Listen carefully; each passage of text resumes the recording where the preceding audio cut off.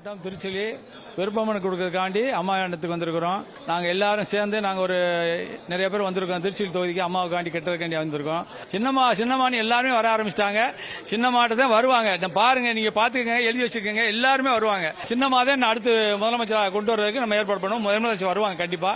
வேற யாரும் வர்றதுக்கு வாய்ப்பான கம்மி. துரோகிகிட்ட இருந்து நீக்கிறதுக்காக நம்ம எல்லாம் ரெடி பண்ணியாச்சு. துரோகிகளை பூரா வெரைட்டி அடிக்கிறது வேலை, வேற வேலையே கிடையாது எங்களுக்கு. யாரு வந்தாலும் சரி சின்னம்மா தான் வரணும், வேற யாரும் வர முடியாது. சின்னம்மா கண்டிப்பா வருவாங்க.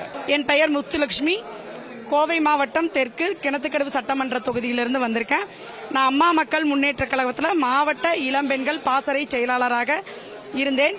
இப்போது புரட்சித் தலைவர் மக்கள் முன்னேற்ற கழகத்தில் இணைந்துள்ளேன். திமுகவுக்கு எதிராக அம்மா ஒரு கட்சியை ஆரம்பிச்சாங்க. பல துரோகங்களை தாண்டி அம்மாவுக்காக, பல இன்னல்களையும் தாண்டி வந்த சின்னம்மாவுக்காக, சின்னம்மாவின் வெற்றிக்காக நாங்கள் இந்த கட்சியில் இணைந்துள்ளோம். என் பேர் கண்ணனுங்க, கோயம்புத்தூர் வடக்கு தொகுதியில நிக்கிறேங்க. சின்னம்மா எனக்கு ஒரு வாய்ப்பு கொடுத்தா அந்த சட்டமன்ற தொகுதியில நிச்சயமா ஜெயிச்சு வெற்றி பெறறதுக்கு வாய்ப்பு இருக்குங்க. துரோகத்தால வந்தவங்களுக்கு இன்னைக்கு இடம் இல்லைங்க. என்ன மாதிரி இளைஞர்களுக்கு சின்னம்மா வாய்ப்பு கொடுத்தா பெரிய லெவல்ல வெற்றி அனுப்பிச்சு காமிப்போங்க. பொதுமக்கள் பக்கத்தில் பயங்கரமான எழுச்சியா இருக்குங்க. சின்னம்மாவோட ஒரு வருகை எல்லாத்துக்கும் இப்போ எதிரிகளுக்கெல்லாம் ஒரு பெரிய பயமா இருக்குங்க.